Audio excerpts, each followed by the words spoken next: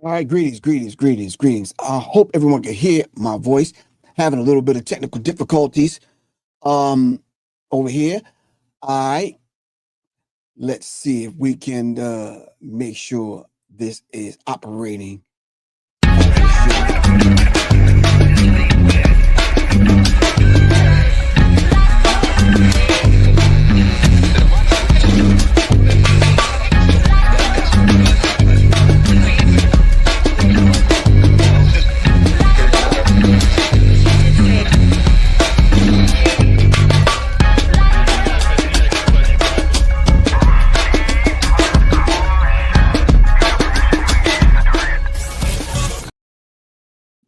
All right, I think it is. Greetings. This is Professor Griff, and of course, y'all already know this is On the Masses, right here on the Black Power Media Reloaded. Shout out to Kalanji Chaba Changa, and all the good people over there that support the platform. And of course, if you're watching this on probably Facebook, it's probably my page, Professor Griff. And of course, if you're watching this YouTube and a couple of other places, it is Serious Minds.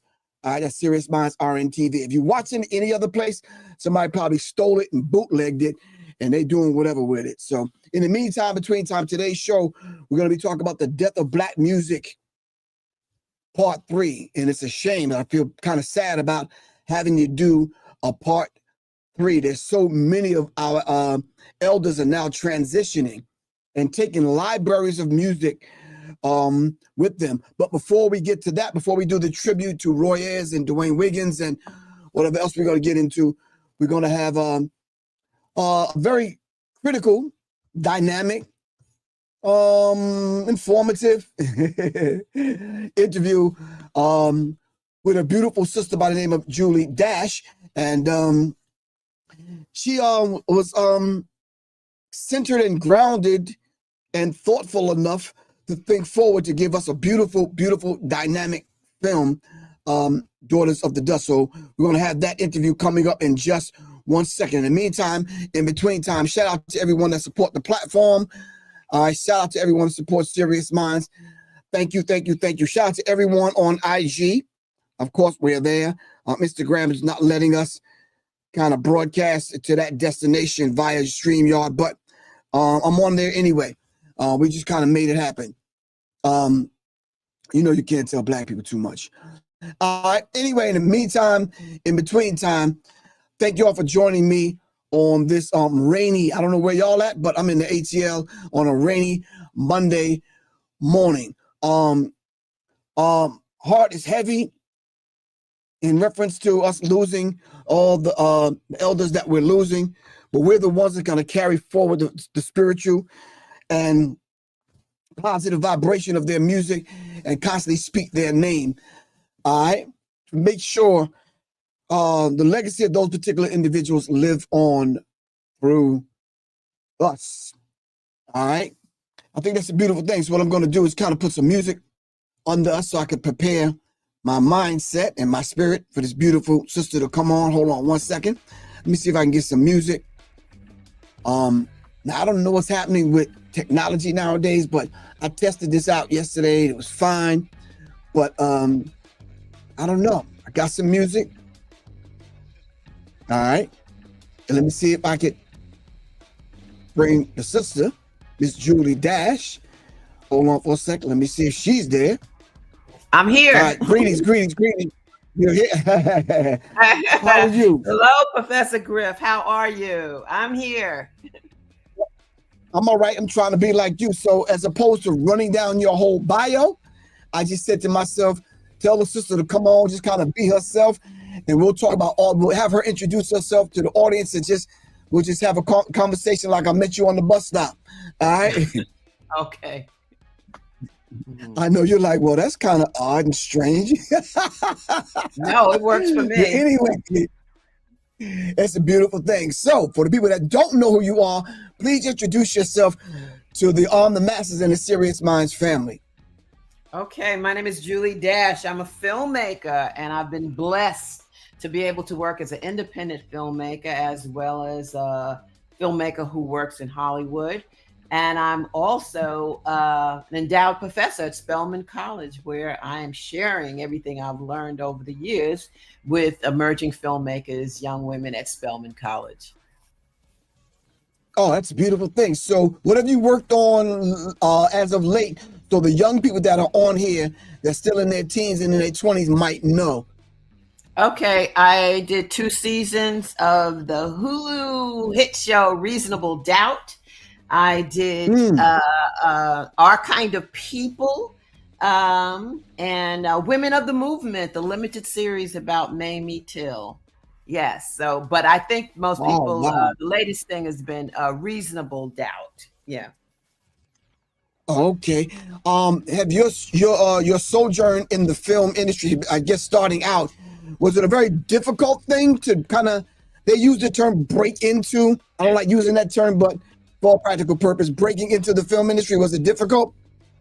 Well, I think my journey has been a little different because I started out studying film at the Studio Museum in Harlem in New York back in the 70s. And so my intention as a filmmaker was never to break into Hollywood. My intention was going to, I graduated AFI, UCLA, all of these places. My intention as part of being that cadre of filmmakers was to tell stories about my community, to tell stories, to give voice to ideas and issues and events that were being kind of misrepresented or distorted actually by Hollywood. So Mm. yes, and so eventually I did, after Daughters of the Dust, I did kind of segue into doing, television movies like Love Song for MTV and Funny Valentines and the Rosa Parks Story with Angela Bassett. I segued into that, and it's wonderful. But I was not really trying to break into the industry, you know. Right. Well, that's just the terminology. So before we Mhm. get Oh, ahead I of got you. ourselves, um, Mhm. this Sunday, at the Soul Cinema Sundays at the Plaza and Theater, they're going to be showing Daughters of the Dust. Can you give us a kind of a preview as to what we might see? And it might be a discussion afterwards. Am I correct? That's what they're telling me. Yes. Yeah. So Daughters of the Dust, I made that over 30 years ago. That was my first feature film. And, I have the distinction of being the first African American woman to have a theatrical film in distribution. I didn't know it Mm. at the time, but I know it now. And it has gone far, over the years, 30 years. So it's basically a story about a family leaving the Sea Islands of the South and moving towards science and industry in the North. So it's kind of a Last Supper luncheon that the family has, and we bring up events and issues of the time. So it's a costume drama, and Okay. yeah, and so what's really wonderful is it has long legs, so to speak, because in the year 2022 it was voted number 60 of the 100 best films ever made in the world. Wow. Wow. Yes. And so I hear the filmmaking I, process is a lot. I share that with La Dolce Vita, with that number 60. Yeah. Well, I was going to ask you what other films are kind of like, you said yours is 60. So what's 55 through 60? What are some of those other I share films number that we? 60. I share number 60 with Moonlight and La Dolce Vita. And Okay. then there's like Lawrence of Arabia, of Oh, course, okay. all of the Godfather movies, and you know, general, the movies that we Wow. know. But it's an international selection of movies. Right. Hmm. Okay. So Soul Cinema Sundays at the Plaza Theater. That is this Sunday. Hold on for a second. Doors open up at 3:15. Discussion after the film. The Plaza Theater, Atlanta is 1049 Ponce de Leon Avenue, Atlanta, Georgia. You can call 510-473-2555. 3:53. Doors open up at 3:15. The film's going to be shown at 10:49 Ponce de Leon Avenue. That's Soul Cinema Sundays. So let me ask you, the whole idea of making a film, did you say I'm going to play this role, or I'm going to kind of direct it, produce it, write it? I'm going to be in front of the camera, behind the camera. How does that work? We're talking how many years ago now? It's over 30 years. I'm talking, I was never in front of the camera. I've always written and directed. Like I said, starting out in the Studio Museum of Harlem, and then going to the American Film Institute, and then graduate school in UCLA. My intention was always to tell stories that, basically about African-American women, my communities, how things are different. Mm-hmm. Oh, okay. So I feel really good being interviewed by you, Professor Griff. Yes. Oh yeah. Well, Julie Dash, some people say I'm rough around the edges. Well, so am I. I come from that. That era. We had to speak up and speak out because we didn't have these platforms to speak through. And I admire you as a filmmaker. Having the wherewithal. We were around the edges. We were listening to NWA. We were. They actually labeled us the LA Rebellion because we were operating from the belly of the beast. So so I do fully understand that, and yeah. Okay, what was Hollywood like then for Black filmmakers, especially Black women? Zero. There were not many. No, not many at all. Most of my mentors and references came from independent film, like Kathleen Collins and Jessie Maple, people who were women who were making films, but they were not getting distribution, or they were not getting hired to do episodic television in Hollywood. Right. And thank God for the emergence of Ava DuVernay and her company Array and Queen Sugar, because I also worked on Queen Sugar too. Okay. Wow. With her coming about and opening the doors, she used her gravitas to open the doors for so many other women who had been, banging on the doors of Hollywood, Right. So Daughters of the Dust, I've heard some things. I've seen it, but that was so long ago. I'm 64 now, so it's been a minute ago since I've seen it. But hints of recipes, hints of food, hints of family, hints of voodoo, hints of religion, hints of all those things. Am I right? Am I going down the right path? All of those things are encompassed in the film. Yeah. You're golden. All right. So can you expound on some of that? Well, I always like to talk about African American history, music, dance, food, and everything as being part of a continuum of our West African heritage. And so nothing is new. Even rap was not new because it came from, that's how they used to, the different ethnic tribes would rap against one another. And so, so I just like to incorporate all of those truths into whatever I'm working in or at the time. Okay.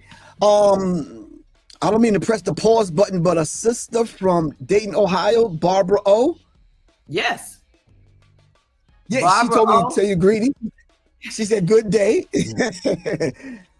I put it on the screen. The Barbara O that was in several of my movies passed away last year. So okay, Barbara O. She said she's a good friend of Barbara O. Okay, that's all right. But then again, Barbara O might be communicating through YouTube. You never know. I'm open to that too. Right, you and me both. Okay, so now here we are in 2025, right? Mm-hmm. And Janine was gutsy enough to show the film this Sunday. And I'm saying, do you find this often another generation coming up taking the film and pushing it forward into the hearts and minds of the next generation? Do you get that often? Yes, I do. In fact, it's never stopped playing in over 30 years. It's that's why I say I've really been blessed. I mean, it plays in Europe and it plays all over the world, India, Africa. I've been with it everywhere. And it's never stopped being, projected in theaters all this time. It's always playing somewhere. Okay, so I'm dating both of us, so it was on VHS, right? Oh yeah, woo! It sure was. It was on DVD then. I take it. And now it's Blu-ray. And now it's in the new. Exactly. That's where I was going with that. We have Blu-ray now. Thank you. Okay. Just a few more questions. That's all. I'm gonna let you go. I'm not going to keep you. When you look at making a film today, what kind of advice would you give a young Black woman into film? What kind of advice would you give her? Speak to the younger Julie Dash. Let this Julie Dash speak to the younger Julie Dash. I would tell her, first of all, to be courageous. You have and trust your instinct and the story that you desire to tell, your true intentions, and also to not be afraid to branch out, work in all different platforms. Everyone doesn't have to do a feature film. You could do streaming. You could do a short video. You could do music videos. You could make movies for museums. I mean, but you could do commercial. Commercial work is very profitable. I've done car commercials. So I've done health commercials. But every experience, every job you get and that you do, you learn something from it. So don't hold back. Waiting for that opportunity to do a feature film. Just keep working on various platforms. Even like you can do YouTube videos. Right. So that's what I'd say. Someone on Instagram wants to know: do they have to go to Hollywood in order to be successful in the film as the film industry as a writer director such as you? Absolutely not. Do you have to go to Hollywood? No, you do not have to go to Hollywood because there's the whole world. Hollywood didn't tell me my film was number 60. It was from the British Film Institute and Sight and Sound and cultural critics from around the world. So no, do not wait for that phone call from Hollywood. Just keep making the films you want to make, and speak in the voice that you want to speak in and tell your truth. Right. Were you able to make the necessary connections to have your film translated into different languages? Absolutely. It's translated into multiple languages. It's very easy now with AI too. But yeah, it's in multiple languages. It was my most interesting time watching it was in Japan and seeing the letters go up the side of the left screen of the frame, the translation. Okay. My last question, give us that best experience, that high point for you with this film. Give us that, not the aha moment, but okay, my soul is satisfied moment with this film. Okay. Well, I guess it happened many times, to be honest, but my soul was satisfied when it was inducted into the Library of Congress National Film Registry back in maybe 2014 or something as a national treasure, and where they preserve and protect negative. Yeah. So I joined. That's beautiful. Beautiful. Let me give you a round of applause on that one. That's beautiful. You etched in stone, etched in history. For real. Yeah. So you are going to be there this Sunday? I actually have 2 films that they inducted. They also inducted a short film I did called Illusions.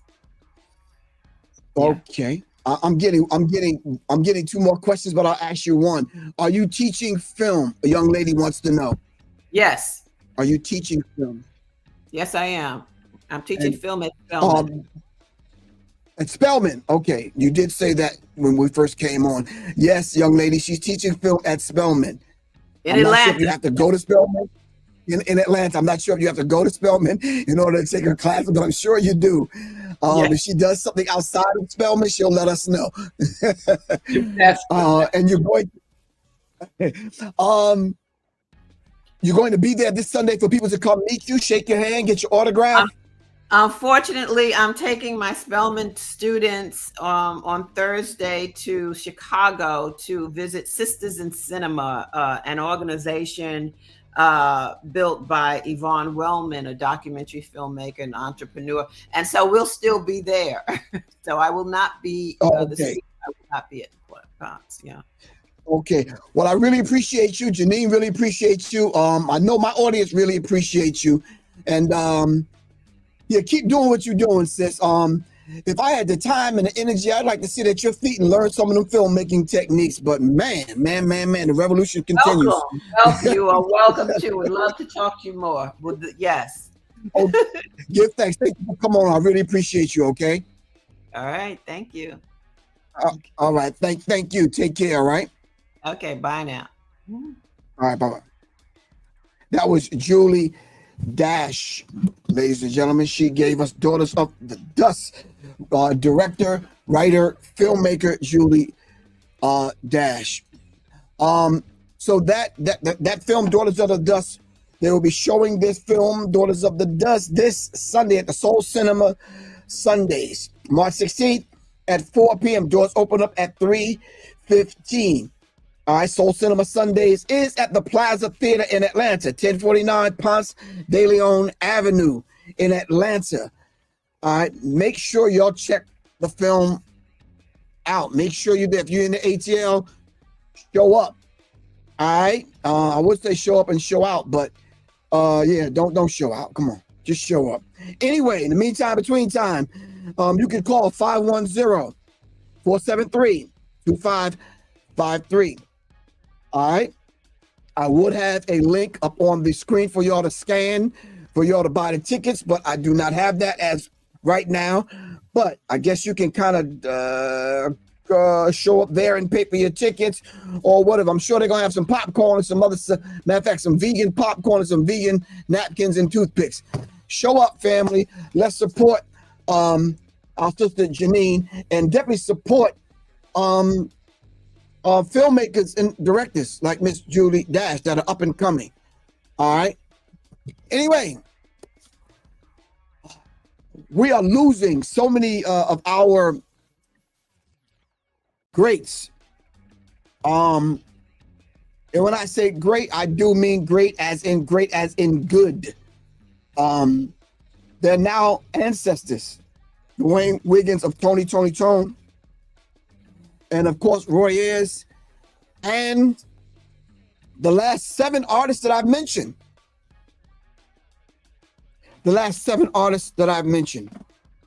Yeah, it's a critical thing to see how many of us are transitioning, taking libraries of experience, of music, of vibration, of frequency, of tones, of experience, of stories with them. All right. We have to begin to study these particular artists, sit at their feet while they're alive. Like I just told Julie Dash, if I had the time, I'd like to sit at her feet because I've had a Sony A7 III for 8 years now, 7 years. And I done ran that thing to the ringer, not knowing what the hell I was doing. I went to YouTube University. You understand what I'm saying? If I did go to Spelman, I would definitely have to take the film class because telling our story using visuals is a beautiful thing. All right. And it's an art to that. Filmmaking is an art. And I'm sure, you know, filmmakers will tell you that.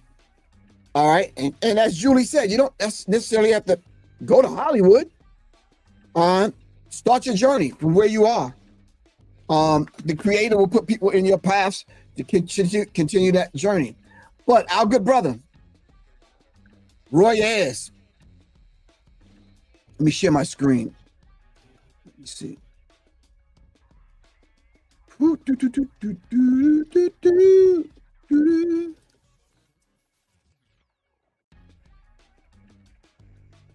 Roy Ayers. I'm talking to Everybody Love the Sunshine, Roy Ayers. I've heard Roy Ayers.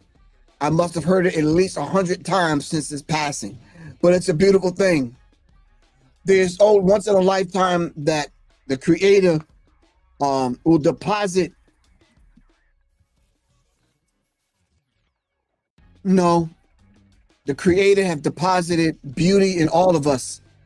It's up to us to tap into that beauty and bring it out of us so we can share it with the world. This brother right here, Roy Ayers, has, oh man, I'm getting choked up just kind of thinking about it. Roy Ayers was a vibraphonist. Now, a lot of people may not know what that is because you don't find a lot of people playing these vibraphones. I mean, just we call them, what's the other name? Xylophones and all these other things. But it's a beautiful thing. That brother had that instrument talking and speaking to us in a language that only high melanated people can understand and vibe with.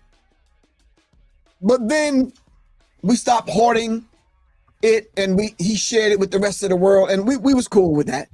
But Roy Ayers was a composer, a jazz funk pioneer behind Everybody Loves the Sunshine. He's passed away now and passed on to the ancestral realm at the age of 84.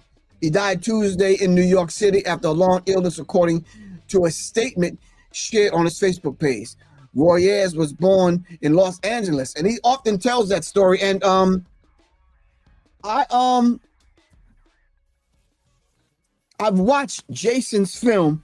Jason is going to kill me. Hold on for a second. Jason is going to kill me because, hold on for a second. I've just saw Roy Ayers in Jason's film. Hold on, I'm gonna call Jason.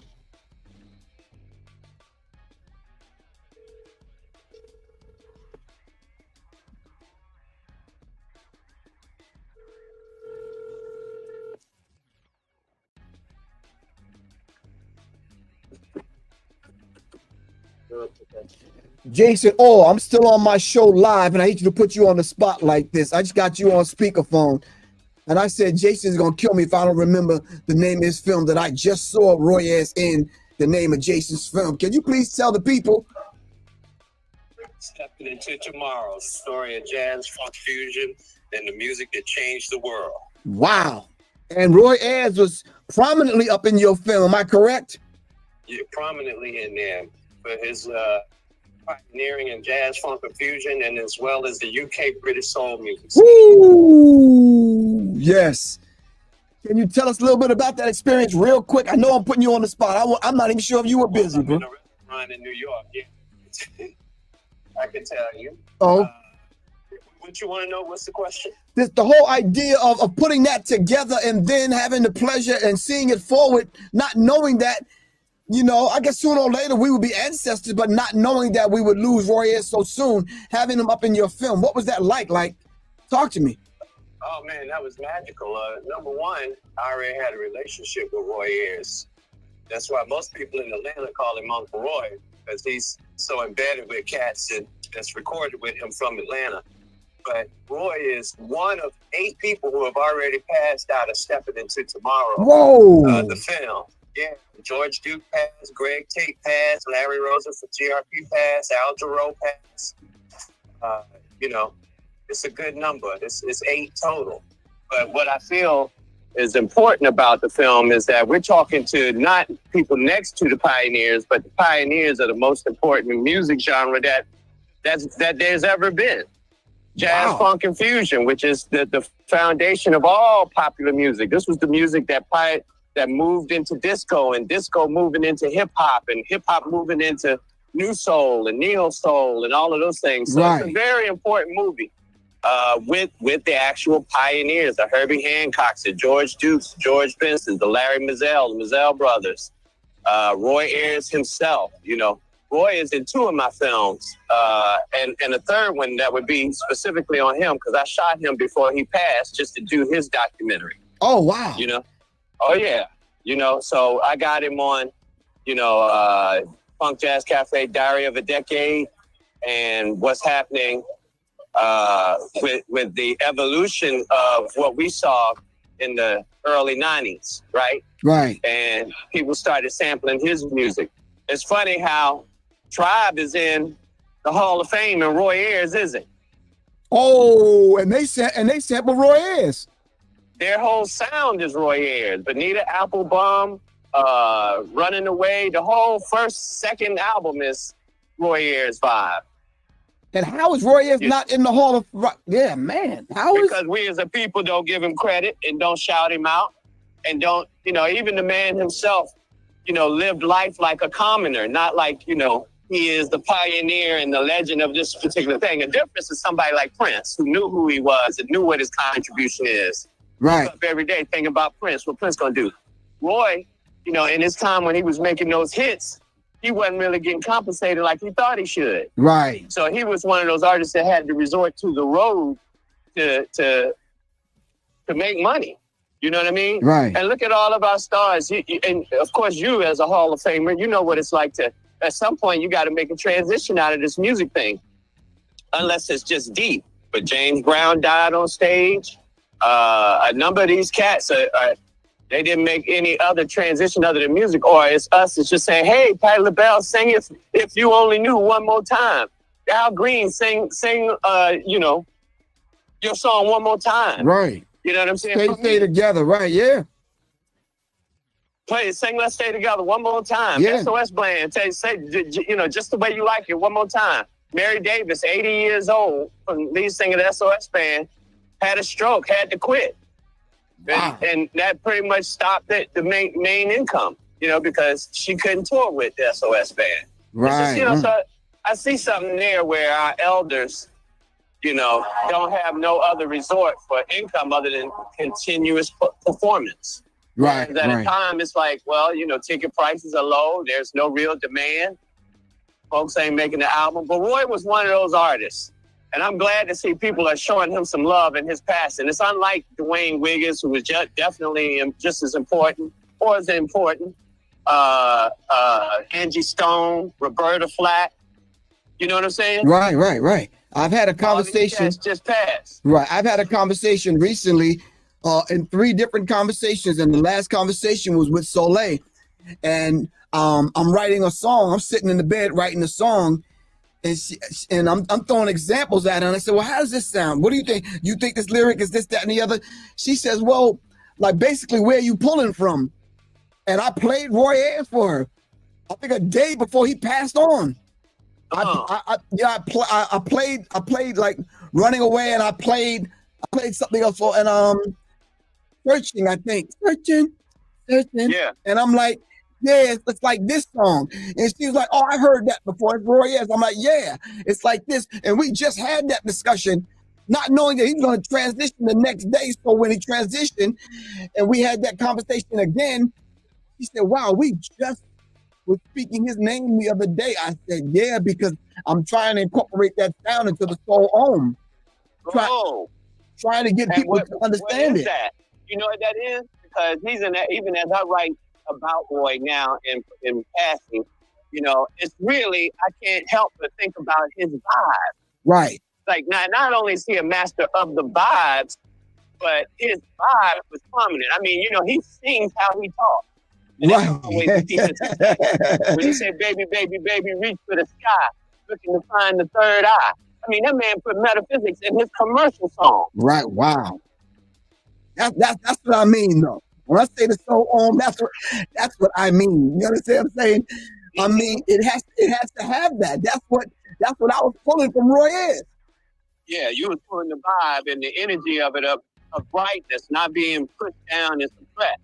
Right, exactly. Hear your sound and be uplifted and smile. And Roy was that. He embodied that. I mean, when you think of him and you see him in your mind, you see him with a smile. Right. Because his sound was a smile. Yeah, he gave us something really, really beautiful, bro. really beautiful, really important to the collective of things that we got out there. We got all the hustle and the get busy music, and but when it comes to being enlightened and being in a higher place and at peace, right. Boy was it. Right. Soulful vibe, deep soul. You can feel the blackness. Yeah. He was that in chord. Yeah, man. And a lot of people are not used to hearing that tone and that frequency and that sound and that spirit coming from that, because a lot of people didn't play the vibe like that. No, nobody played the vibe like that. Before him, it was Lionel Hampton that was doing traditional jazz. Right. Roy came and put himself in the era. You know the thing that they always say about artists, you're supposed to reflect your era. Right. That you live in. And Roy reflected his coolness of that era. Hey, baby. Yeah, how you doing, mama? Right. All of that. I mean, that was him. That was really, really, really him. And I tell folks, he was like last of the real soul men. Yeah. You know what I mean? Wow, real man. soulful, loving dude. Damn. We don't see them too much anymore. Nah, we really don't. I'm glad Roy Ayers showed up, man, and showed the hell out. I'm glad he showed up as his true authentic self, because I guess he looked at the instrument he played like, maybe he did think it was sexy. I don't know. A lot of people look at guitar players and look at bass players and saxophone players. I guess saxophone players and clarinet and clavinet and all these other instruments as being cool. Roy Ayers showed up. That thing was hard to travel with, bro.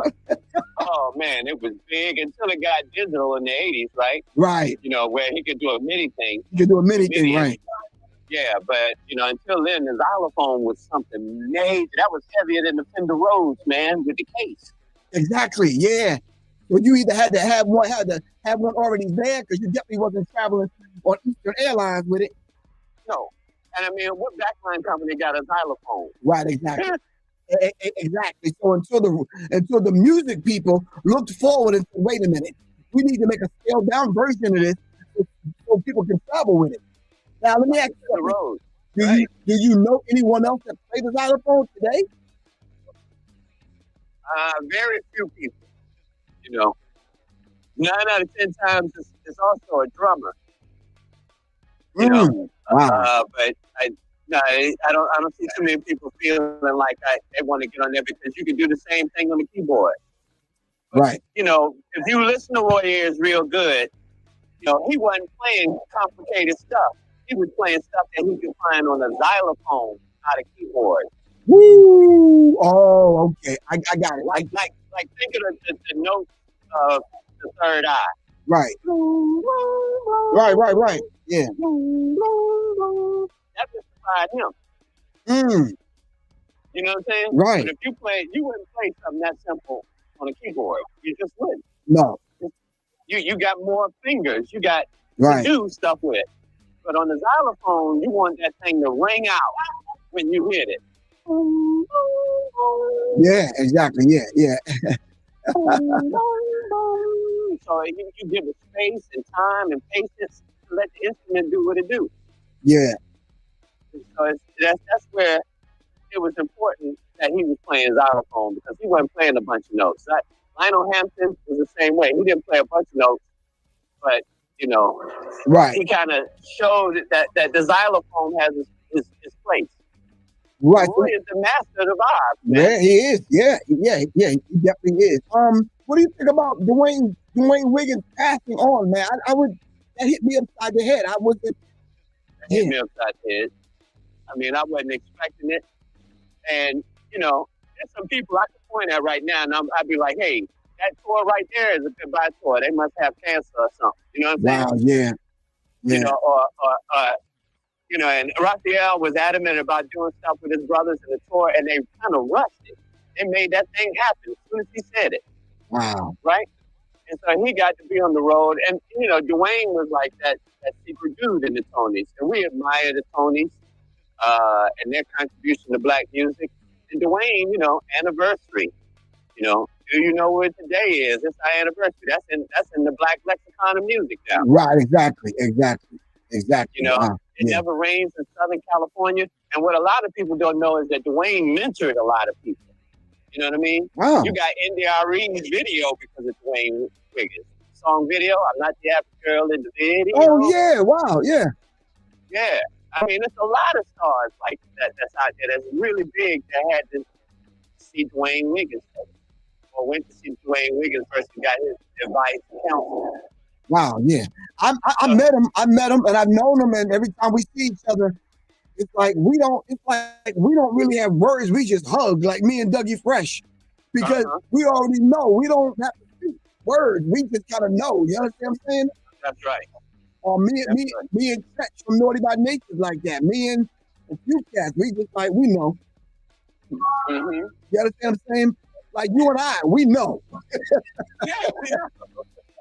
You just walk by each other town, we good. We good, right. But I really appreciate you for taking a few minutes out for me, good bro. I appreciate you even exploring Roy Ayers, man. You know, because that was a very important. You know how I feel about all of this. Even y'all being in the Hall of Fame in the 90s and early 2000s, right. I was screaming that. You know what I mean? Yeah. Like I like to see our folks really recognize, man. And anything on Roy Ayers because he was such a major factor. And because he didn't claim all of his roses, you know, we should claim them for him. Right. You know, that was our guy. So I appreciate you doing the show and mentioning his name and raising him to the highest height. Oh, give thanks. Really appreciate you, good bro. We'll talk, all right? Bless you. All right, peace, good bro. Peace. Ladies and gentlemen, that was Jason Orr, filmmaker. He did Funk Jazz Cafe for years. If you were in Atlanta and you experienced Funk Jazz Cafe, then you know who Jason Orr is. He gave us the film Diary of a Decade.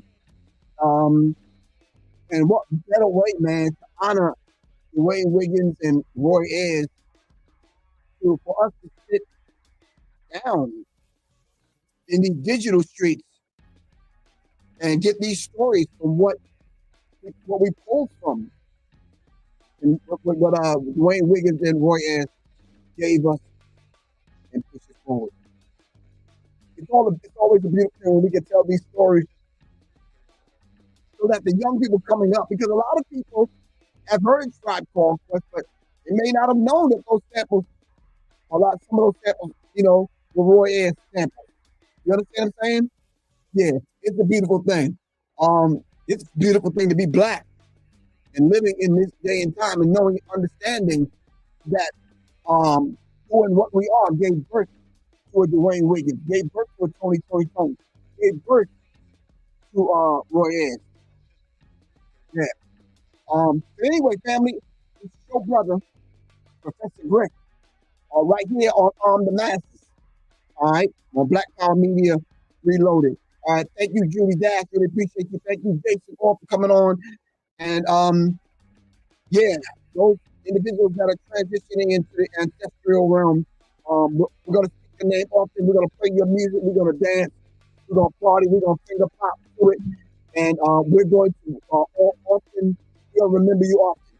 I'll give us a family reunion, the party, or whatever, or just in the car. All right, this is Professor Griff. Revolution is not an event, it's a process, man. Love y'all to life. Make sure you'll show up this Sunday at Soul Sunday Cinema. All right, 3:15 the door is open. All right, make sure you show up, get your tickets. All right, let me give y'all the address. That's at 1049 Park De Leon Avenue, 315 at the Plaza Theater. You don't see the theater when y'all show up. Call 510-473-2553. This is I love y'all to life. All right, peace.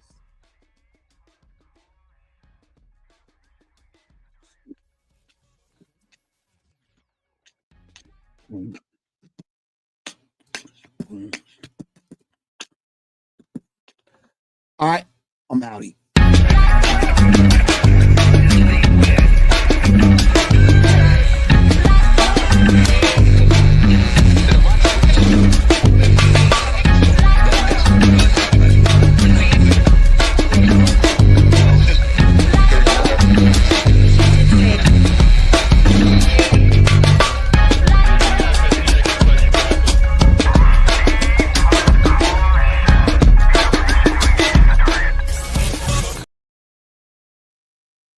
fam. This is Professor Griff, Public Enemy.